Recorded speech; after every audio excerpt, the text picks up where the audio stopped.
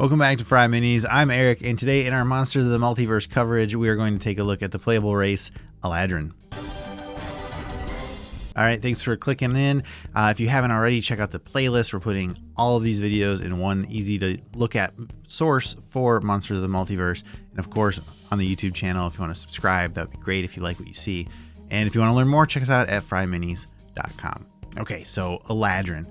I've always thought Eladrin are a very cool race. I love the idea of elves, which, you know, they're flexible in what they can be, taking that flexibility and transformation to kind of the extreme and being tied to these seasons where they can change with their mood, with the season, and you get all these different effects. And I think it's just such a really, really cool concept. And boy howdy, they they are strong here. I think this is going to be a very popular choice. The particular alignments of the abilities they get, the frequency of those abilities, the access to some special racial feats that they get for being elves. I think this is just going to be a killer option. Eladrin are elves of the Feywild, a realm of perilous beauty and boundless magic.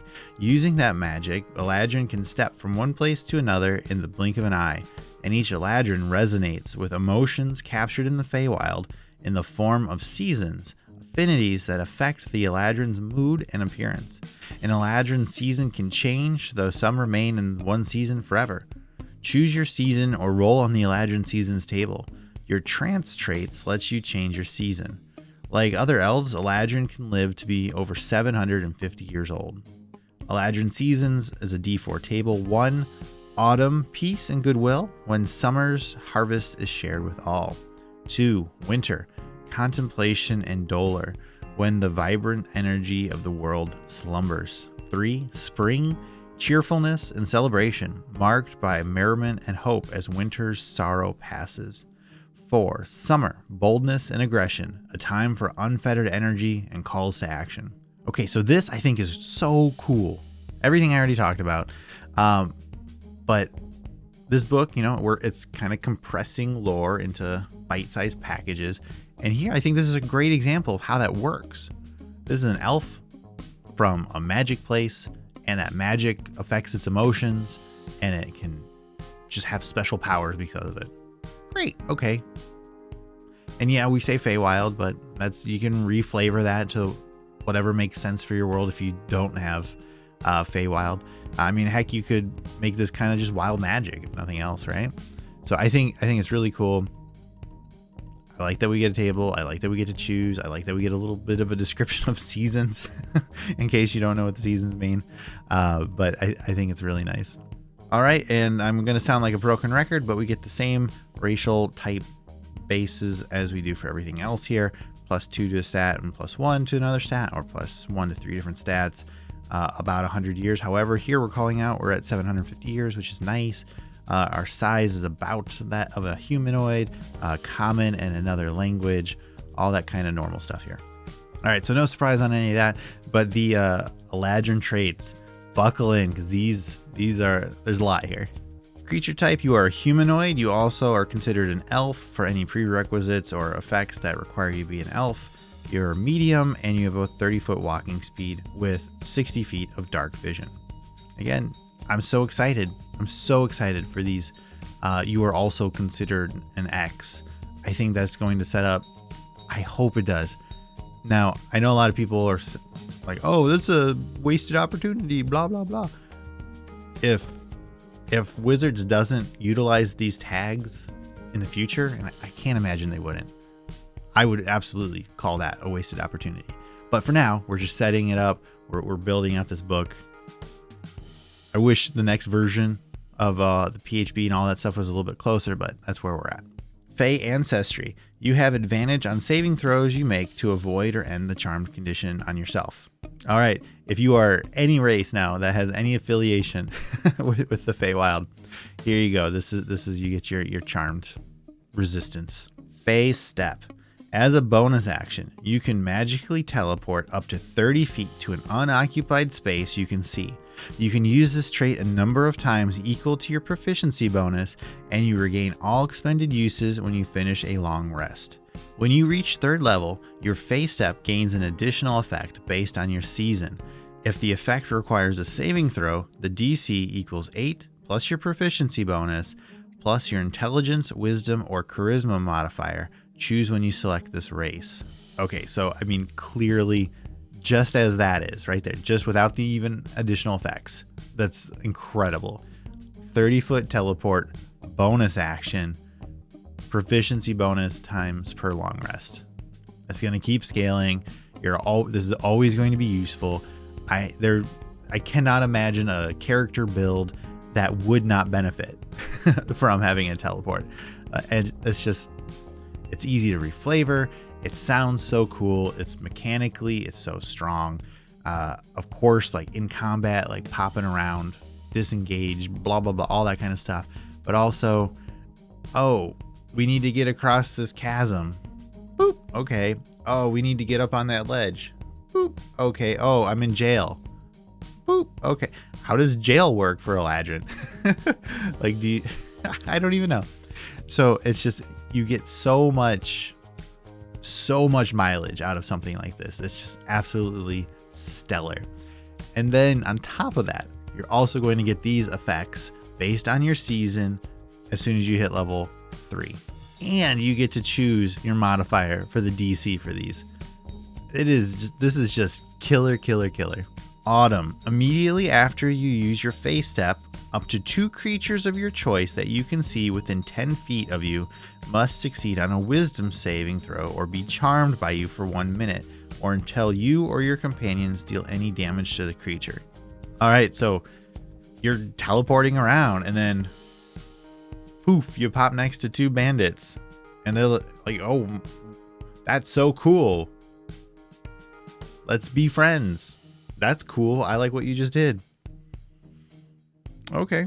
And a lot of charmed effects, I think, have disclaimers of like they have advantage or something if you're in combat with them. That's not here. So this is completely usable in combat as long as you don't keep poking them with your daggers. It's just great. Winter. When you use your phase step, 1 creature of your choice that you can see within 5 feet of you before you teleport must succeed on a wisdom saving throw or be frightened of you until the end of your next turn. So with Autumn, we're popping in and making a big appearance.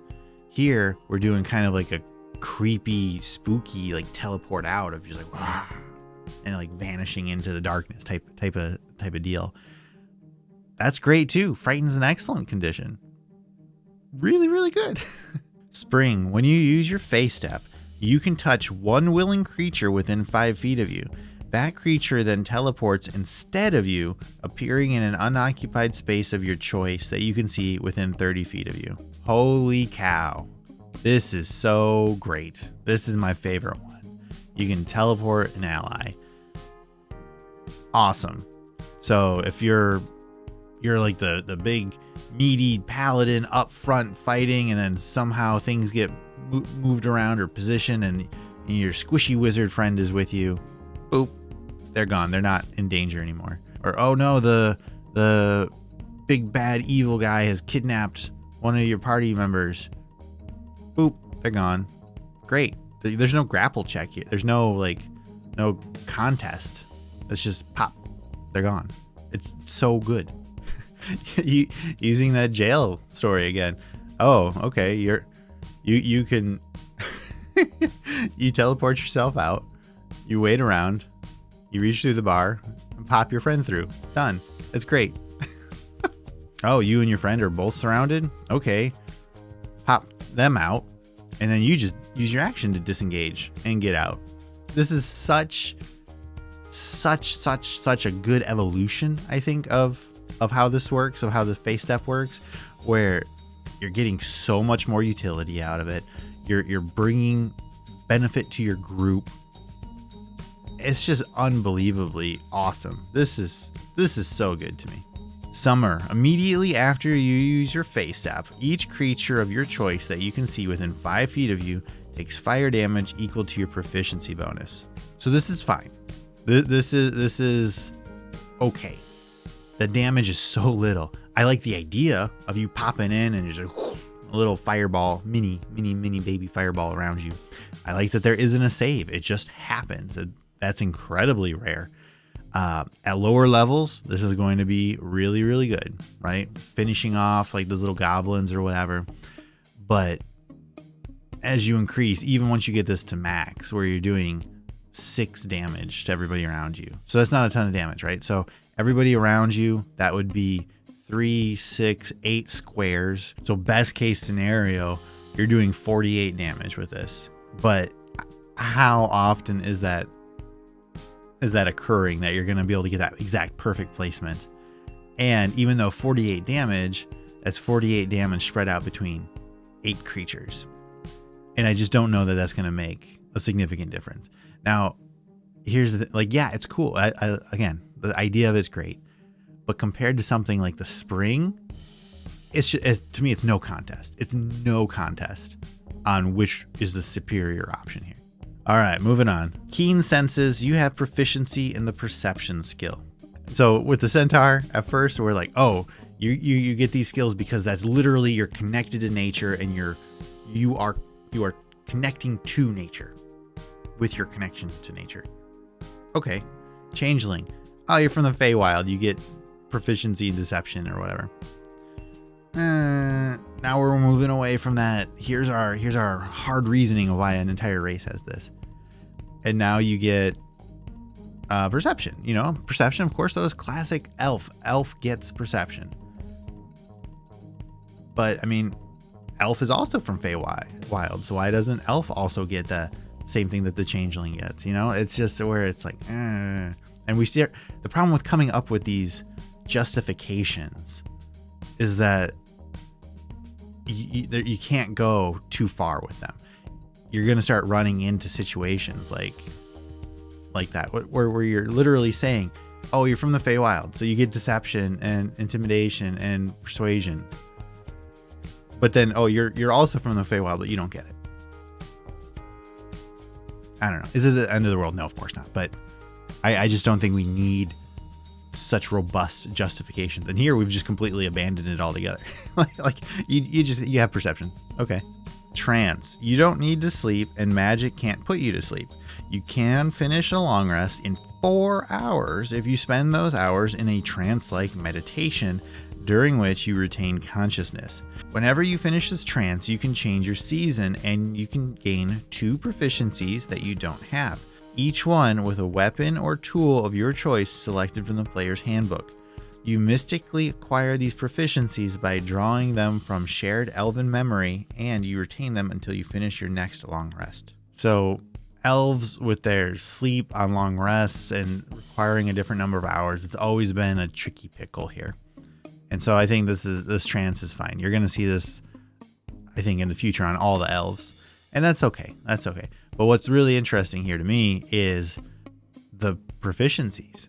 This elven ancestral knowledge that's coming from somewhere. I think, like, okay, sure. I like that justification. I can work with that. That you secretly have like this hive mind, I guess. That's kind of creepy. I like that it's not skill proficiencies. I like that it's tool or weapon.